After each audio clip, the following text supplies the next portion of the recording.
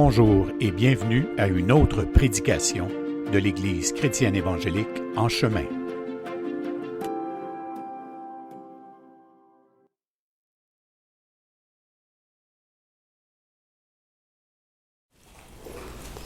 On est à la séance 29, dis-je, de la série de la lettre de Paul aux Romains. Et juste une petite annonce avant de commencer. Michel a évoqué l'idée d'un cours biblique qui va se donner les jeudis soirs. Donc, ça va commencer le 23. J'ai fait une petite vidéo là-dessus, de toute façon, dernièrement. Et il y a un petit home en avant. Alors, donc, ça va commencer jeudi le 23. Ça va s'appeler « Vivre sa foi au 21e siècle ». Donc, rapidement, c'est un cours dans lequel on va se parler du temps dans lequel on est, les difficultés auxquelles on fait face comme croyants. Il y en a eu à tous les siècles des difficultés. Chaque siècle a ses avantages et ses misères, mais la foi, elle demeure toujours la même chose. On croit toujours au même Dieu. Il y a des héros qui nous ont devancés dans la foi, autant dans l'histoire de l'Église que dans l'Ancien Testament. Donc, on va s'intéresser à leur vie, en particulier à ces gens-là, ces hommes-là, ces femmes-là. Comment ils ont traversé, eux autres, les misères de leur temps. Comment on peut les appeler héros et pour quelles raisons? Et quelle a été la manifestation de la foi qu'ils ont vécue avec Dieu? Parce que il nous appartient pas de choisir comment on doit réagir, bien qu'on réagit comme on est.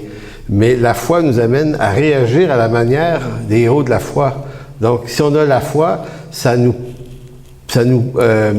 posture dans quelque chose.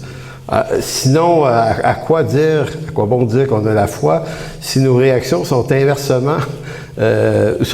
l'Écriture. Donc, vous voyez, l'idée, c'est de se préparer si tant est que des moments difficiles s'en venaient dans les prochaines années pour l'Église. Et ça se pourrait fort bien, d'aussi bien être prêt à s'être parlé de ça, d'avoir réfléchi sur la théologie de la persécution dans l'Écriture, de telle sorte que le jour où ces choses-là arriveront, avec peut-être plus de fureur qu'on le pense aujourd'hui, on sera capable de se souvenir que l'Écriture en parlait de ça, puis elle a une instruction à donner là-dessus. Donc voilà pour cette petite annonce. Donc aujourd'hui, on est dans Romains chapitre 5, versets 12 à 17, dans une partie de l'Écriture qui s'appelle, que certains théologiens dans les commentaires vont appeler l'union mystique avec Jésus-Christ. On va en parler un petit peu aujourd'hui, mais surtout l'expression union mystique, on va surtout voir ça la semaine prochaine. Mais je veux juste, quand même, si ça peut vous mettre l'eau à la bouche, c'est que selon beaucoup de théologiens, cette thématique-là, l'union avec Jésus-Christ, est le sujet le plus important de la Bible. Et pourtant, un des moins connus. On ne se parle pas beaucoup de ça, et pourtant, l'apôtre Paul, c'est dans cet endroit-là qu'il nous amène ici, sans utiliser le mot « union » pour autant, c'est que l'idée de l'union, c'est que Christ et nous ne faisons plus deux, mais une seule personne. Christ vit en nous, il ne vit pas à côté. Il ne vit pas près de nous. Il vit en nous et nous sommes en lui. Donc, c'est cette espèce d'union. Quelle est-elle? Comment on l'explique? Qu'on est devenu, comme on va voir à la fin de cette prédication, une seule et même plante avec lui. C'est fascinant l'expression que Paul utilise. Une seule plante avec lui. Donc, où est-ce qu'on distingue une nature et une autre dans la plante? Ça se distingue plus. Et c'est pourtant l'œuvre que Dieu a fait. Donc, des unions, des unités comme ça, il en existe 3 sortes, dont celle de nous avec Christ, mais il y en a 2 sortes, donc on va voir ça un petit peu plus la semaine prochaine. Mais pour voir ça, la semaine prochaine, voir c'est quoi l'union avec Christ, il faut d'abord comprendre la désunion avec Dieu. Parce que si on était réunis à lui, par l'œuvre de la rédemption, c'est qu'on a été désunis à lui, et si vous êtes dans cette Église, on en parle souvent, on comprend que c'est la chute qui nous a séparés de Dieu. Donc, on va se refaire une tête un peu sur les mécanismes, comment ça s'est passé. Donc, lorsqu'on parle de rédemption, dans le Nouveau Testament, on ne parle pas d'essayer de réussir quelque chose de valeureux pour Dieu, ni même d'atteindre quelque chose de grand en son nom. Bien que ça fait partie de l'ambiance des milieux évangéliques, qu'il faut faire des grandes choses pour Dieu, L'Écriture du Nouveau Testament, c'est curieux comment il y a une rhétorique dans le monde évangélique qu'on pense être très présente dans le Nouveau Testament, et curieusement, on ne lit pas ça dans la Bible, ces choses-là. Donc, ça fait partie de la rhétorique qu'on s'invente. À chaque siècle, on s'invente des trucs que l'Écriture ne dit pas. C'est pas nécessairement que ces choses-là sont contre la Bible pour autant. C'est juste qu'on est, comment vous dire, on est coincé dans l'idée qu'il faut embellir le texte, l'Écriture. Faut essayer de rendre ça intéressant. Fait que si je vous dis que Dieu, avec vous, veut vous faire découvrir votre extraordinaire destinée remplie de victoires et de richesses, ben, c'est sûr que c'est vendeur un peu plus. Mais ce qu'on réalise pas, c'est que ça, c'est une version chrétienne du capitalisme dans ce monde au 20e siècle. Donc, on traduit en christianisme des valeurs qui sont du monde libéral ou païenne. Mais on s'en rend pas compte parce que ça sonne bien. Fait que nous autres, on se dit chrétien, que c'est positif, ça doit être de Dieu, tu sais, c'est positif, c'est forcément divin. Mais l'Écriture, elle regarde pas les choses de cette façon-là. Donc, un disciple, c'est quelqu'un qui est continuellement en train de s'exercer à renoncer à quelque chose, à renoncer comment son entendement veut lui traduire les choses pour être capable de passer par-dessus notre forme d'entendement, de quelle façon notre raison traduit tout ça, pour apprendre à marcher avec Dieu dans ses voies à lui. Donc, c'est pour ça que la rédemption, l'œuvre du salut, ne consiste pas à essayer de réussir des choses de grande valeur pour Dieu, ni même d'atteindre quelque chose de grand en son nom.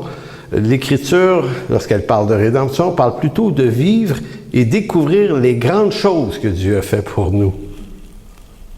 Donc, si on est en train de vouloir réussir des grandes choses pour Dieu, on n'aura pas le temps de découvrir les grandes choses que Dieu a fait pour nous.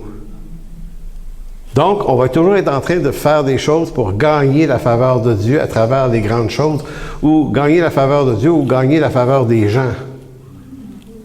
Le milieu. Gagner la faveur de nos pères, P-A-I-R-S, pour devenir quelqu'un. Et donc ça s'installe dans nos milieux, et ça devient ça, éventuellement, nos combats. C'est ça qu'on protège, c'est ça qu'on défend. On défend des trucs, des institutions, des bébelles qu'on a bâties, parce on a tellement mis de jus là-dedans qu'elles ont une telle valeur à nos yeux qu'on croit que Dieu leur accorde la valeur qu'on lui accorde. Et souvent, on peut avoir fait des milliers de grandes choses pour Dieu, qui peut-être étaient vaines parce qu'on n'a pas appris à s'arrêter et découvrir ce que Dieu a fait pour nous en mourant à la croix. Donc, si par la chute adamique, l'homme fut mis dehors de l'Éden et séparé de Dieu de telle sorte qu'il se retrouve dans le couloir de la mort, parce qu'avant notre rédemption, c'est un peu ça notre réalité, on est pour éventuellement apprendre qu'on va mourir. Et c'est la seule expérience, les deux seules expériences qui sont communes à tous les humains, c'est naître et mourir. Ça se peut pas vivre ces deux choses-là. Et lorsqu'on sait qu'on va mourir, ça ne veut pas dire qu'on le sait dans la version de l'Écriture. On sait juste qu'on va mourir, peut-être qu'on s'en va dans un néant inexistant, une inexistence après. Pour les athées, c'est ce qu'on pense. Mais si on devient chrétien, on apprend en plus que la mort est elle peut être extrêmement violente, séparée de Dieu pour une éternité dans un lieu terrible. Là. Donc c'est pour ça que on est pour apprendre qu'on est condamné à mort. C'est quand même assez, non pas pittoresque, ce serait quoi le mot, Franck? Pitoyable, c'est ça. Cruel. Non, c'est parce qu'ils m'ont appris... C'est effrayant. Effrayant, oui. Non, c'est parce qu'au camp Patmos, ils m'ont dit que j'utilisais trop le mot pittoresque. Pas toujours dans le bon contexte. Un juif qui vit au monde en Allemagne nazie, qui est destiné à Auschwitz, ouais. C'est effrayant. Oui, c'est ça. C'est effrayant de découvrir cette affaire-là, mais en Jésus-Christ, on découvre le prix payé par lui pour nous l'éviter. Donc, si par la chute adamique, l'homme est mis dehors de l'Éden et séparé de Dieu, de telle sorte qu'il se retrouve dans le couloir de la mort, attendant le jour où sa sentence et sa condamnation entrera en vigueur Eh bien, en Jésus-Christ, l'homme régénéré, lui, retrouve sa liberté. Mais la liberté de cette condamnation, c'est pas comme l'entendent certains aujourd'hui, la liberté pour redevenir un électron libre. C'est comme si je suis libre d'exister, de penser, de réfléchir que par moi-même. Ça, c'est le sens de la liberté dans un monde libéral et païen. Je suis libre que pour mon avantage, alors que l'Écriture nous rend libres pour Jésus-Christ. C'est pas pareil, c'est vraiment pas pareil. Donc, non pas la liberté de vivre en créature autonome de Dieu, donc c'est pas cette liberté-là qu'on retrouve, mais c'est la vraie liberté d'être à nouveau dans l'union avec Christ. Et par le Christ qui nous sauve pour être enfin libres de la tyrannie de nos propres cœurs. Parce que pécheurs, nous n'obéissons qu'à un cœur déchu. Et c'est tyrannique. Donc Romains 5, 12 à 17. C'est pourquoi, comme par un seul homme, le péché est entré dans le monde, et par le péché, la mort, et qu'ainsi la mort s'est étendue à tous les hommes, parce que tous ont péché. Car jusqu'à la loi, le péché était dans le monde, et le péché n'est pas imputé quand il n'y a point de loi.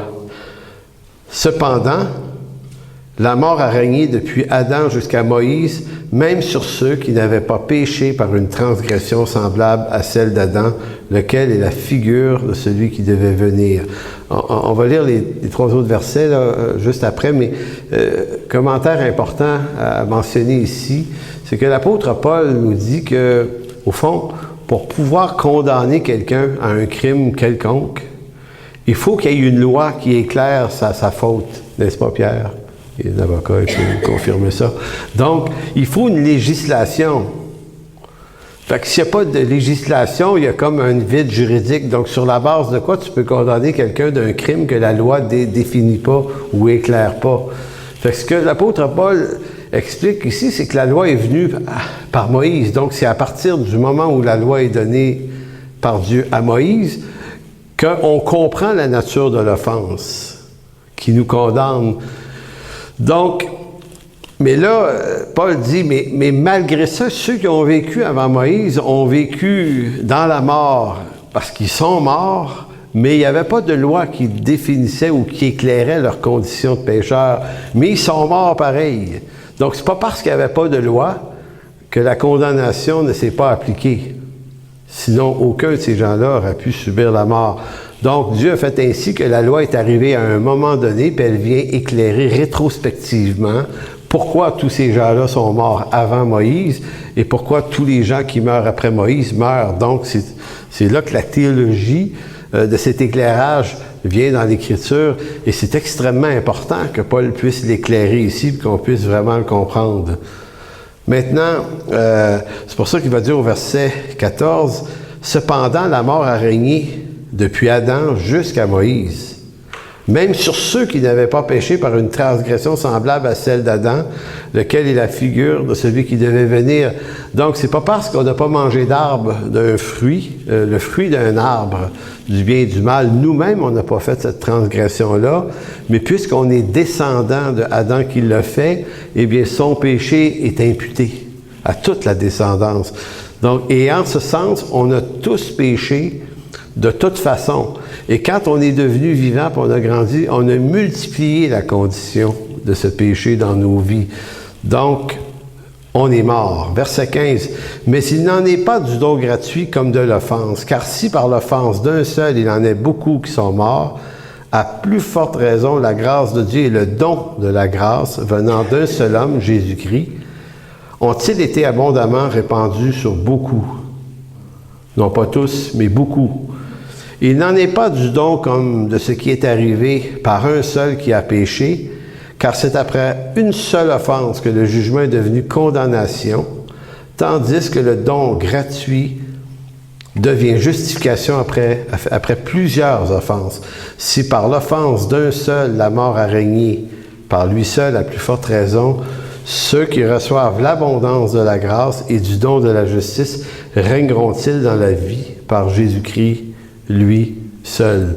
C'est un texte là, avec des redondances. Hein. Quand on lit, là, l'apôtre Paul tricote quelque chose, il le retricote différemment, puis ça continue même un peu après.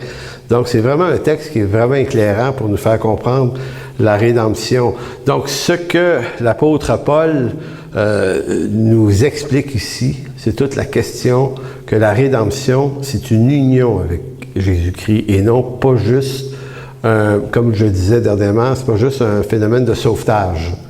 On n'a pas juste été sortis d'une cabane en feu pour être mis dans le sous-sol d'église sur des petits lits de camp en attendant qu'on nous trouve une place, mais non seulement sommes-nous sauvés de la colère, mais en plus on est invités à partager le royaume, mais pas strictement en tant qu'invités.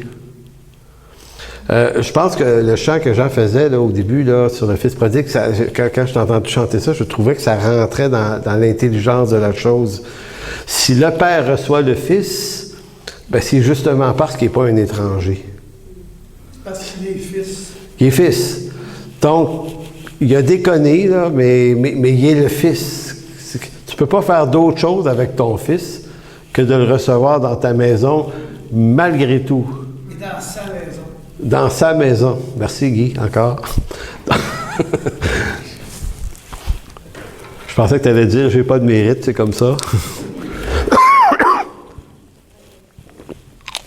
Bon, alors vous voyez, c'est intéressant parce que si on comprend mal cette compréhension-là du salut, on peut avoir l'impression que le salut est une probation, une chance qui nous est donnée de réessayer, de réussir.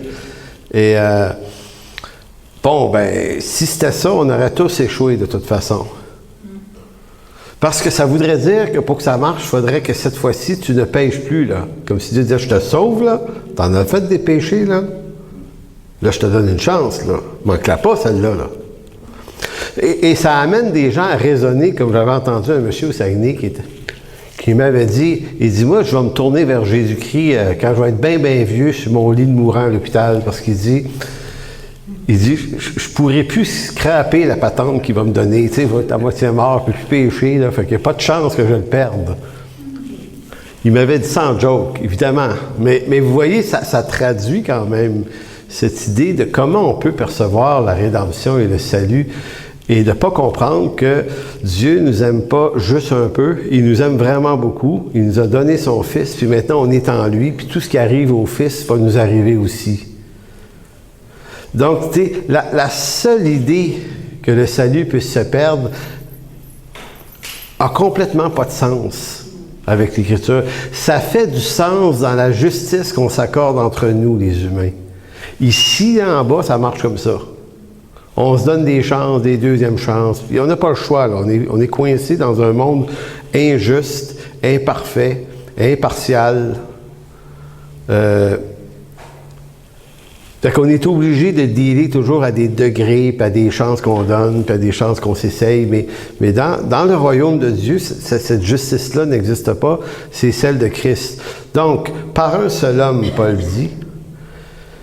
Donc, c'est pas une longue succession de péchés commis par une grande quantité d'hommes qui a rendu cette humanité pécheresse. Mais c'est un seul acte de désobéissance commis par un seul homme qui a rendu toute la race pécheresse. En gros, ce texte nous présente la mécanique de comment le péché est entré dans le monde et comment l'œuvre de Jésus-Christ a renversé cette condamnation. Par un seul homme, nous dit Paul, le péché s'est étendu à tous les hommes. Adam est en quelque sorte celui qui introduit la mort en ce monde, par une seule désobéissance. Là, il y a des choses que je ne veux pas vous dire. Non, parce que je les ai déjà dit.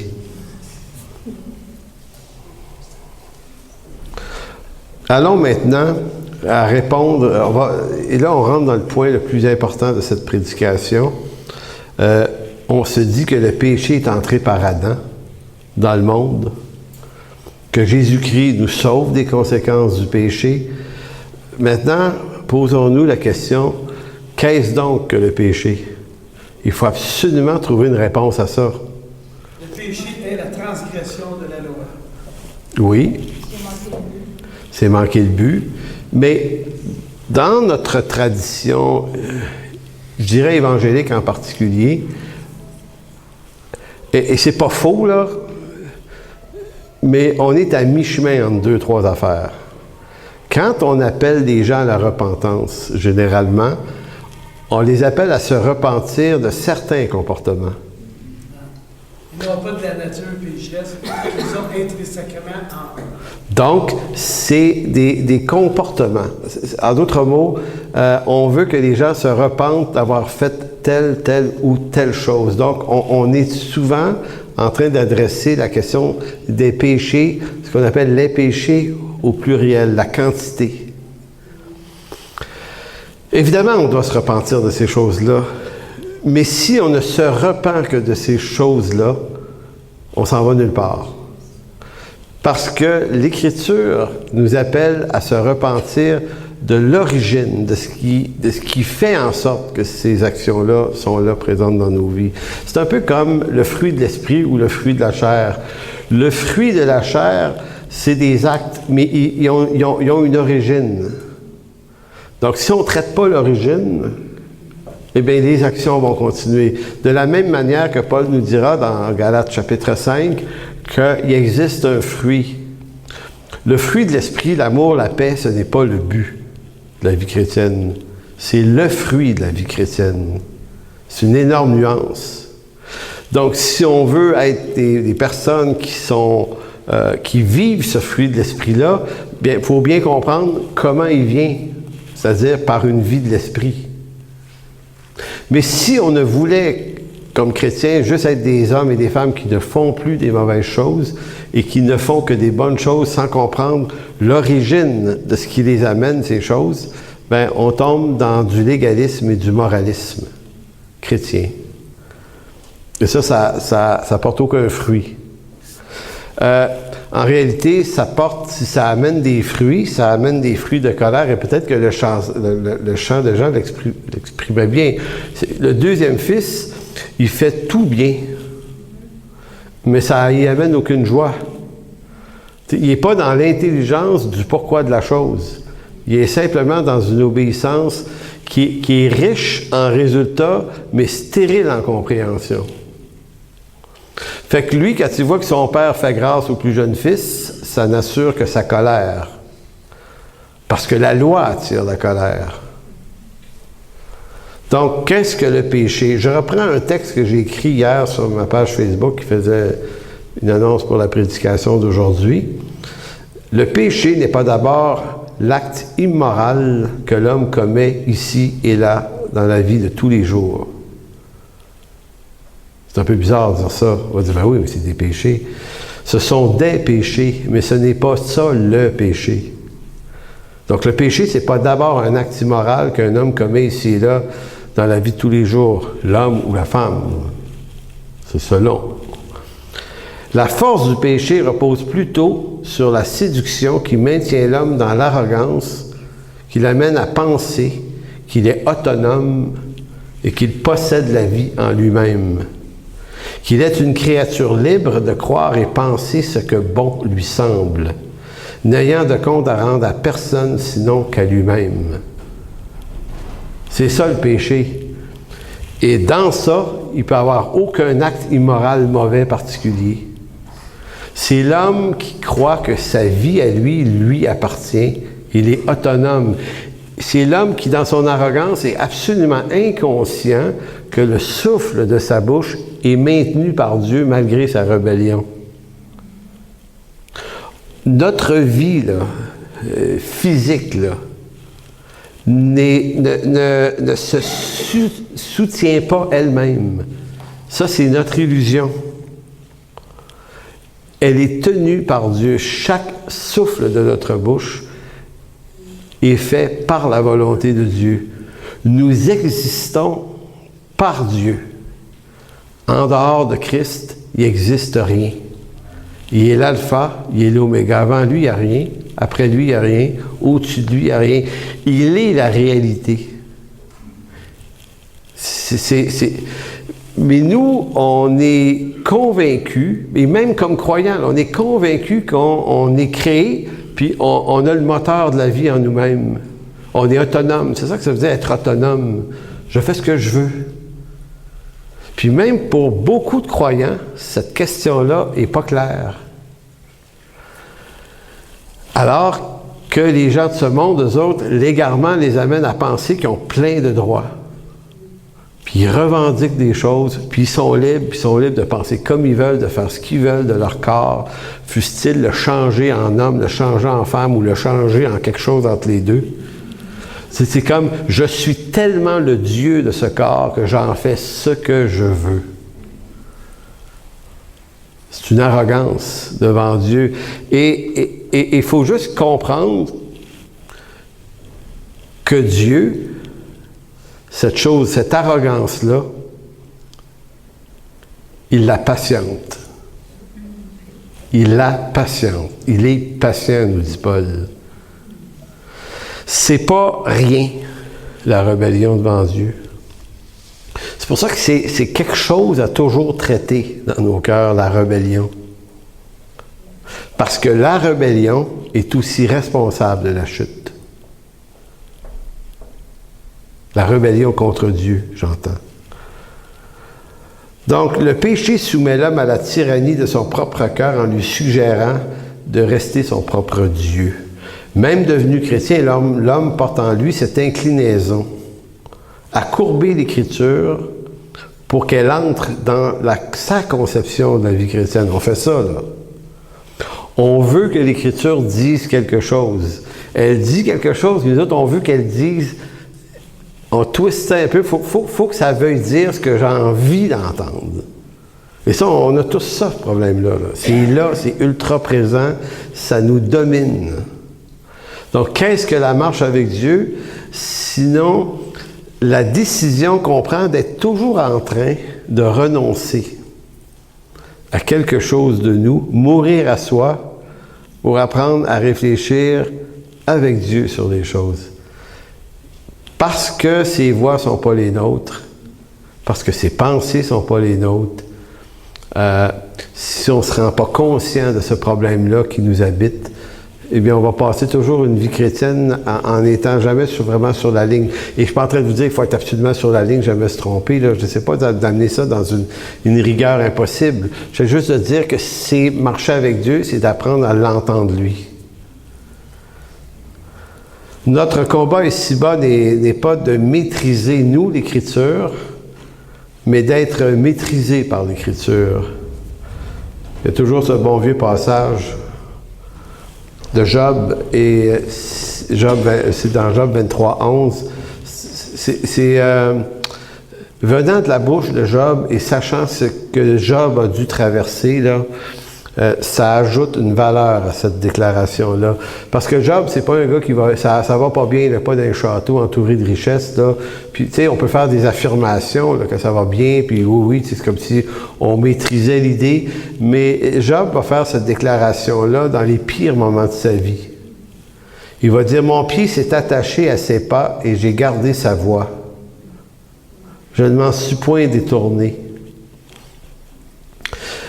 Il y a une bonne différence entre faire cette déclaration-là assis dans un château ou assis sur un tas de cendres quand tu viens de tout perdre. Même déclaration,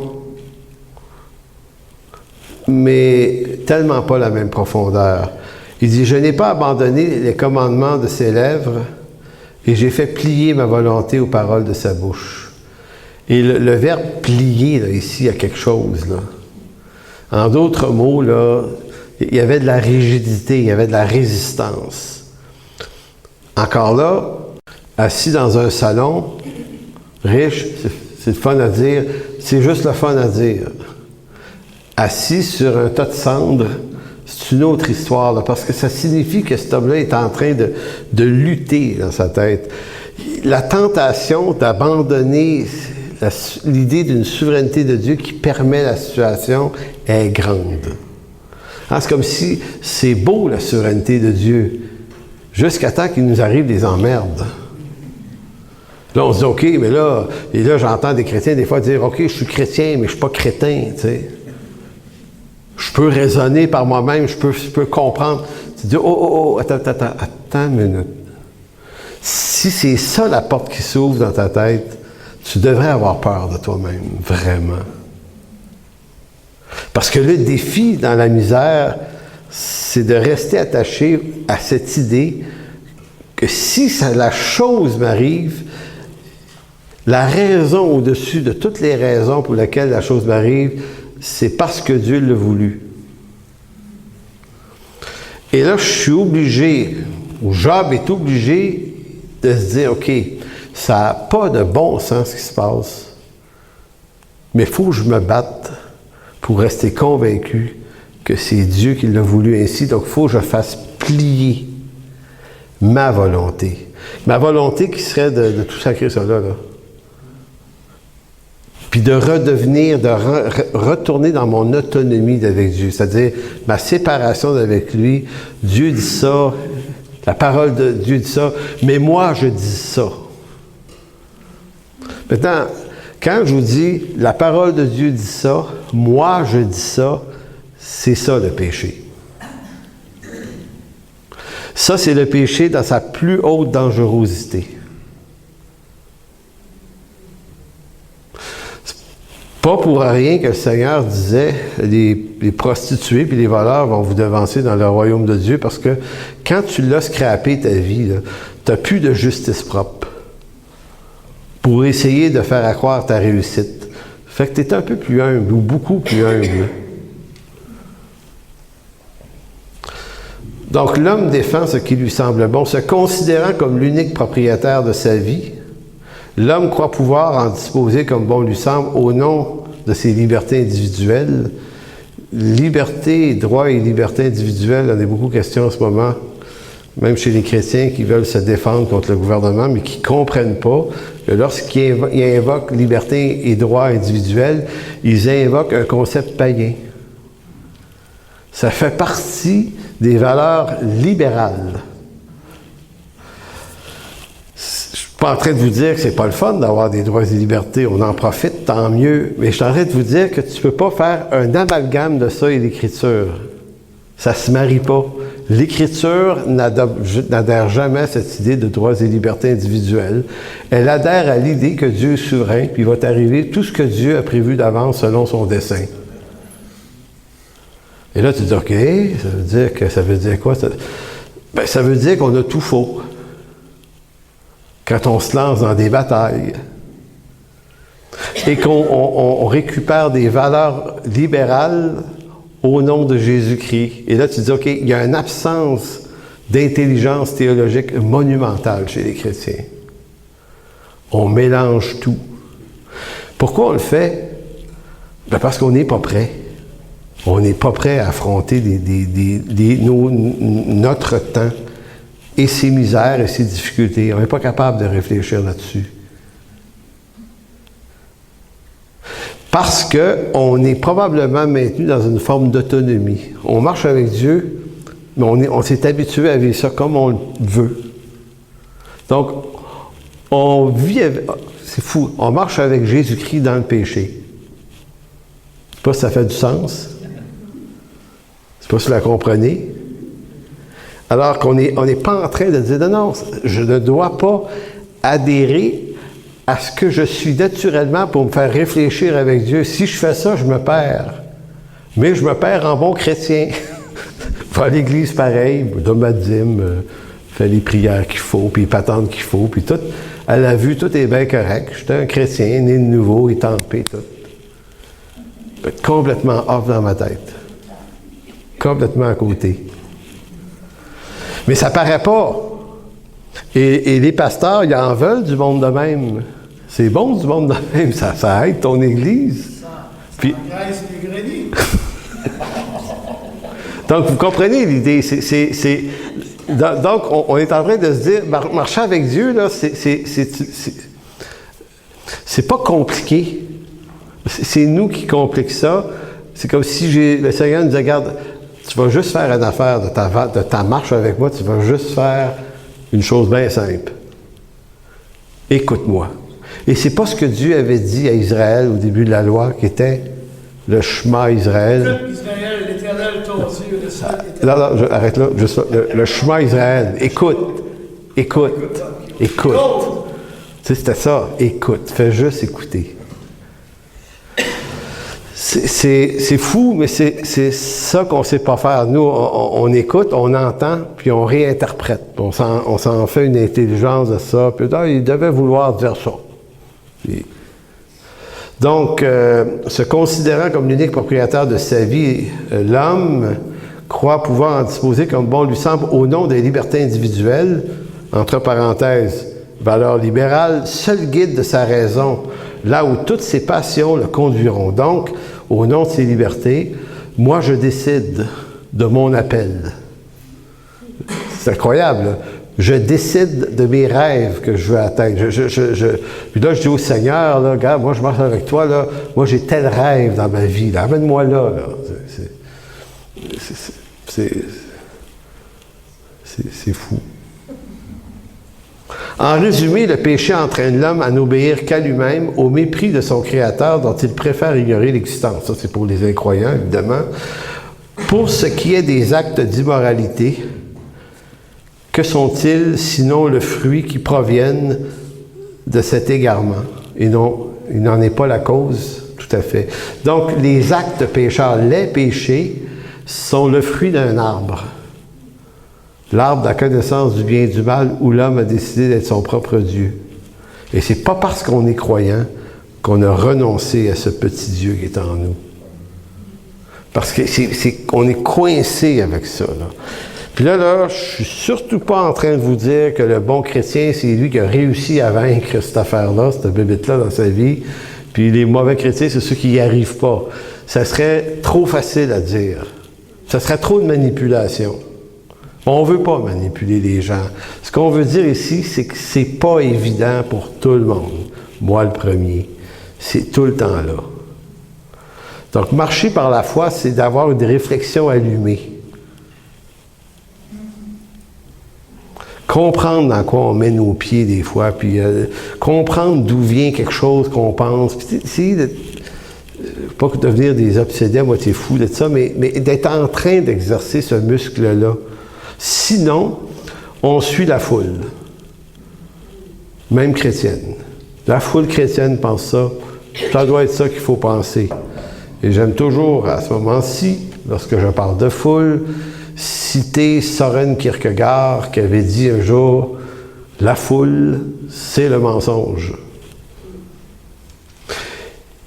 Il avait ajouté aussi qu'il dit « Lorsque dans un pays, tout le monde va à l'église, c'est que dans ce pays, il n'y a plus de chrétiens. » Elle mérite d'être réfléchie, celle-là, parce que la première fois que j'ai lu, je dis « Oh! » Je vais la relire. Attends une minute. Nous, on a la facilité de se dire, si tout le monde va à l'église, c'est qu'on a réussi. Lui, il dit non, on a échoué parce qu'il dit, si on a réussi à faire ça, c'est qu'on a moralisé tout le monde. Donc, c'est un échec. C'est pas ça le but. Mais vous allez dire, il faut que tout le monde aille à l'église. Oui, mais il faut plutôt que tout le monde marche avec Jésus-Christ. Mais quand on marche avec Jésus-Christ, on va à l'église. Ça ne se sépare pas. Mais on peut aller tout le monde à l'église et pas marcher avec Jésus-Christ nécessairement. Comme Romains 10, ne connaissant pas la justice de Dieu, ils s'encavalent pareil dans l'Église, puis ne connaissant pas la justice de Dieu, ils ne sont pas soumis à la justice de Dieu, puis ils deviennent des bons sans Dieu. Ils jouent à connaître Dieu, ils deviennent des hypocrites. En quelque sorte. Donc, en quelque sorte. Donc, c'est dans ce contexte que l'on doit apprendre ou comprendre l'appel de Dieu à la repentance. L'appel de Dieu à la repentance. Je reviens à ce que j'ai au début. Nous, la repentance, on l'active en fonction d'actes mauvais. Et pour cause. On doit se repentir des choses mauvaises qu'on fait. C'est clair, ça. Donc, je relis ça, c'est dans ce contexte qu'on doit comprendre l'appel de Dieu à la repentance. On n'est pas appelé à se repentir, en tout cas. On ne se repent pas d'abord des péchés, mais du péché, qui nous appelle à se détourner de l'inclinaison du cœur qui consiste à se croire autosuffisant. La repentance est l'appel à revenir à Dieu, oui, mais revenir à celui qui tient chaque instant de notre vie entre ses mains. La repentance, c'est un retour à lui. C'est pas « je ne ferai plus telle chose ». Ça va être le fruit d'être revenu à Dieu. Mais nous, on pense qu'il faut juste ne plus faire telle chose, alors que Dieu dit non, la repentance, c'est tu reviens à moi. Tu quittes ton autonomie, ta séparation. La repentance est l'appel à revenir à Dieu, à revenir à celui qui tient chaque instant de notre vie entre ses mains. Là, c'est important ça. Dieu tient entre ses mains chaque moment.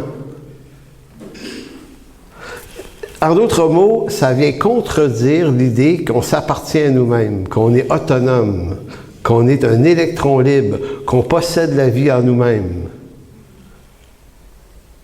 Ça vient passer le grader dans ça. Qu'est-ce qu'un grader maintenant? Ça, c'est un mot qui m'est passé par la bouche il y a quelques instants.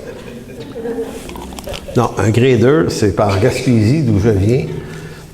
Plutôt d'appeler ça un tracteur, mes parents appelaient ça un grader. As-tu quand j'ai entendu ce mot-là? Passer le grader dans le rang. Un grader. J'y parle, ça sonne bizarre hein, comme mot. En tout cas, ça c'était la partie langue française québécoise. Bon.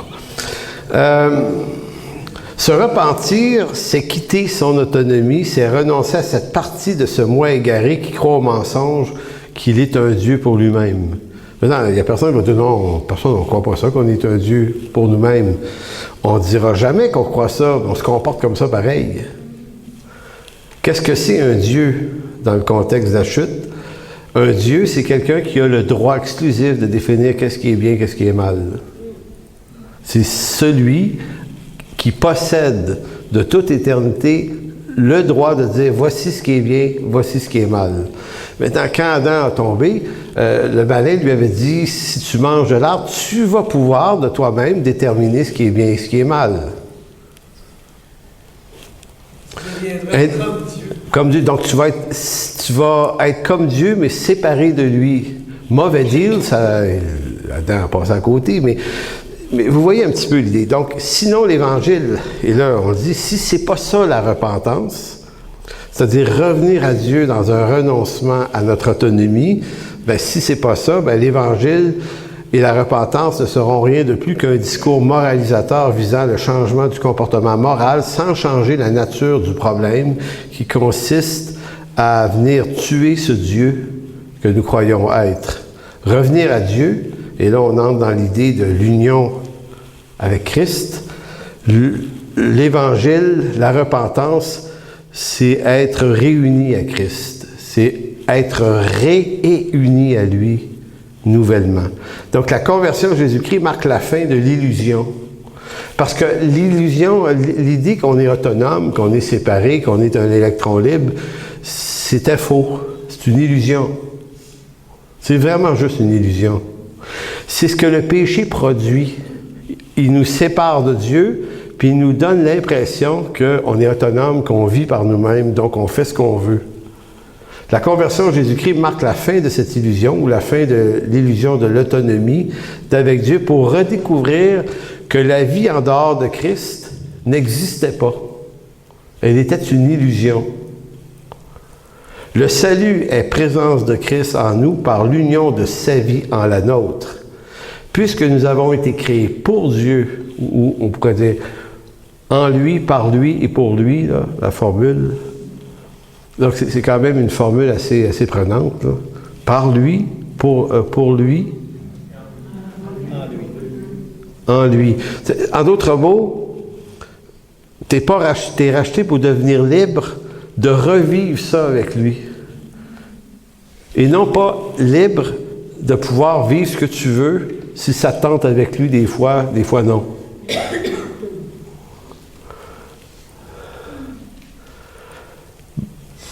Donc, puisque nous avons été créés pour Dieu, la vraie liberté est l'acte de rachat qui permet à Dieu de nous ramener dans la raison même de notre existence, c'est-à-dire d'exister pour lui. Et là, ça peut sonner secondairement dans nos têtes comme une autre forme d'esclavage. J'étais esclave de mes passions. Dieu m'a libéré, mais au fond, il m'a libéré juste pour y appartenir à lui. Fait que c'est quoi, là? J'ai juste changé de maître. Mais croyez-moi, il vaut mieux avoir Dieu pour maître que soi-même. L'apôtre Paul, dans Acte 17, dans 2 versets distincts, les versets 25 et 28, va dire un certain nombre de choses aux Grecs dans l'aréopage d'Athènes.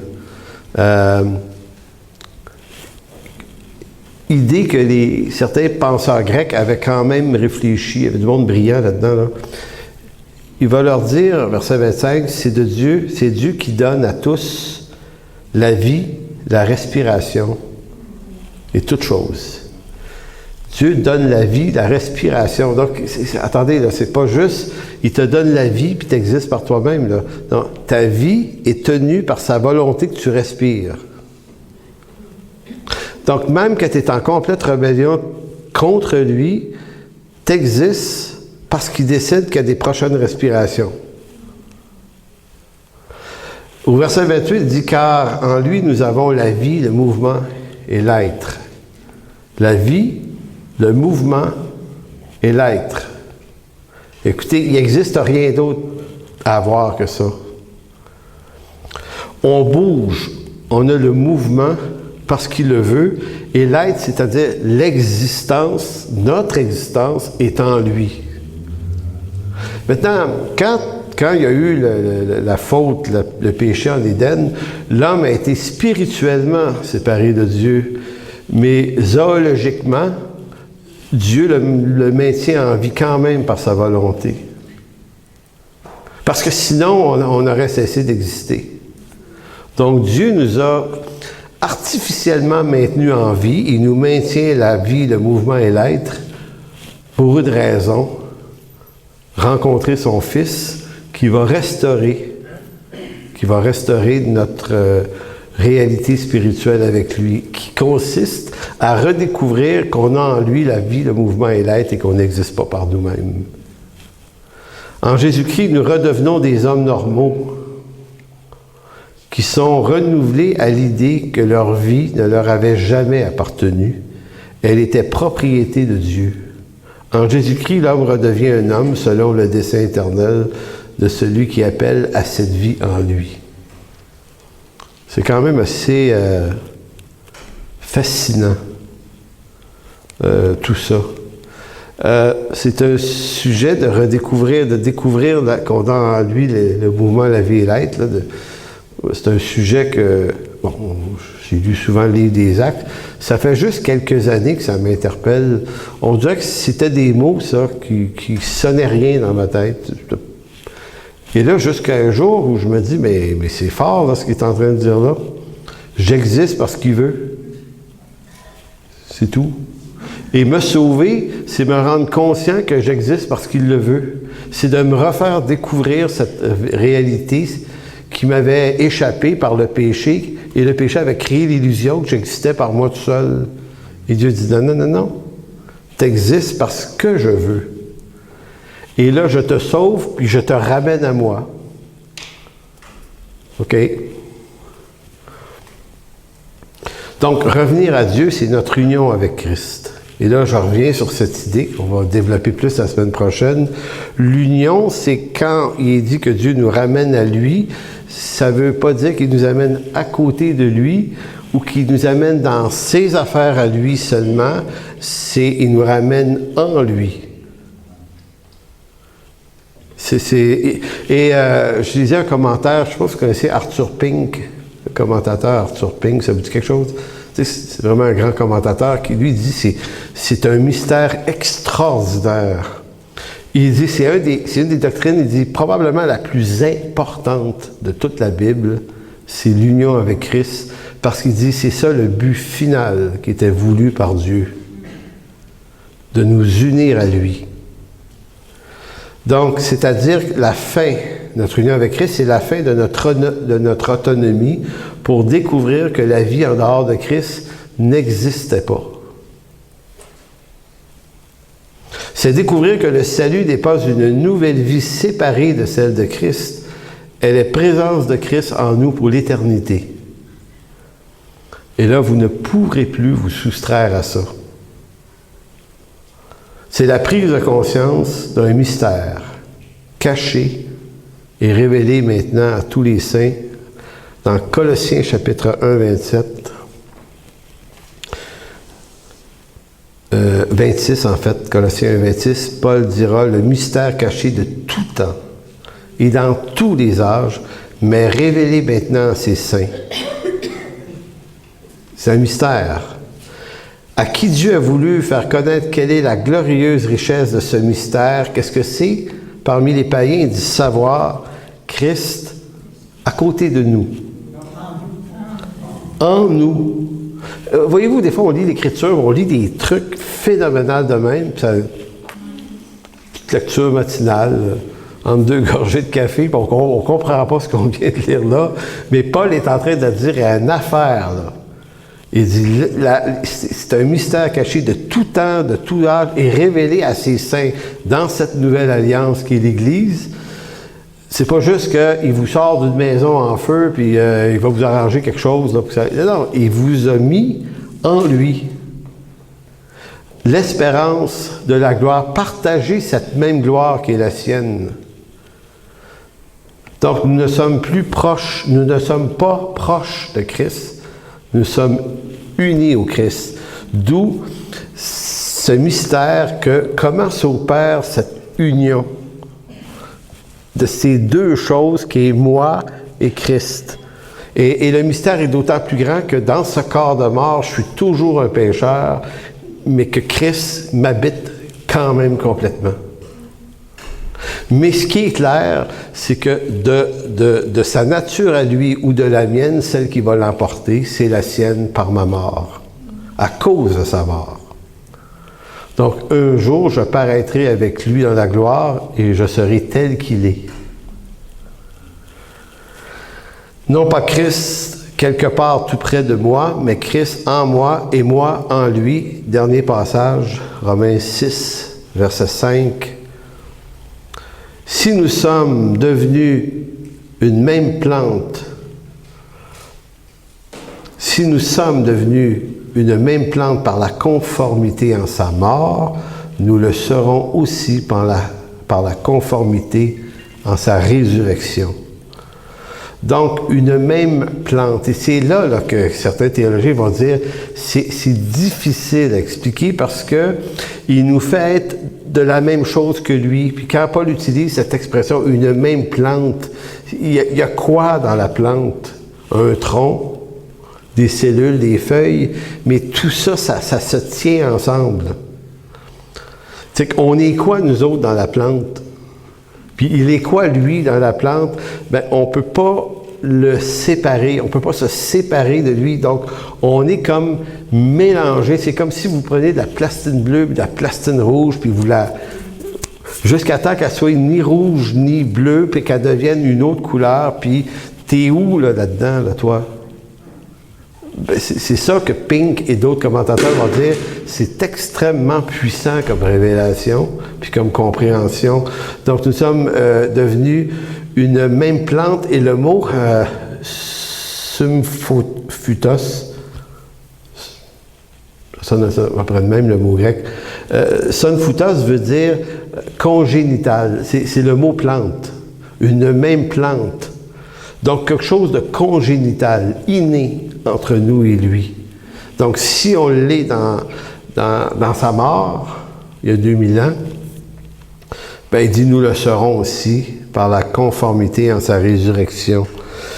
En conclusion de quoi, la grande question, c'est qui mérite une grâce comme celle-là? Absolument personne. C'est une grâce. Donc, si je ferme la boucle avec le début, j'avais commencé en disant que la vie chrétienne, c'est pas d'accomplir des grandes choses pour Dieu, mais je n'étais pas en train de dire qu'on n'accomplira pas des grandes choses pour Dieu.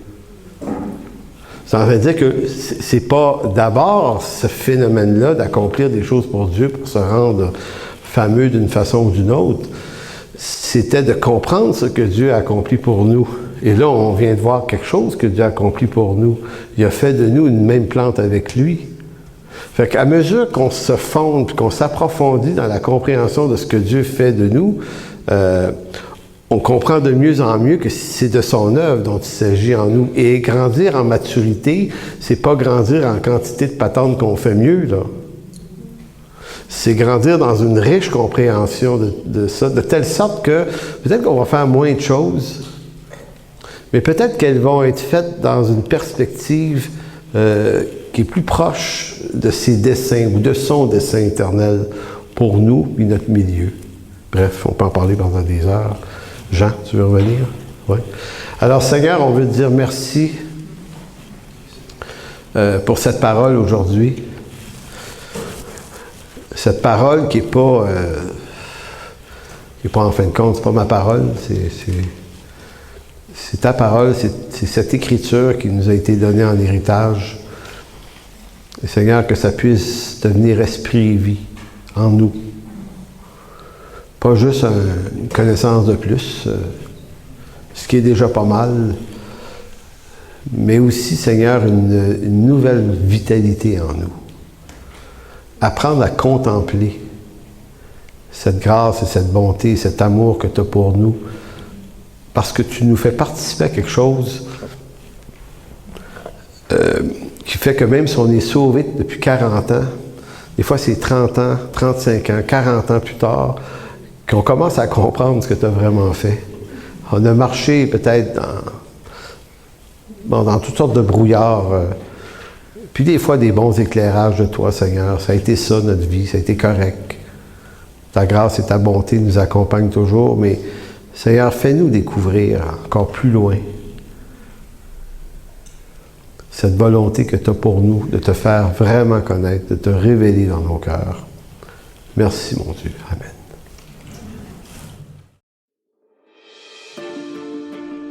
Pour toute information, n'hésitez pas à communiquer avec nous à info@église-en-chemin.com.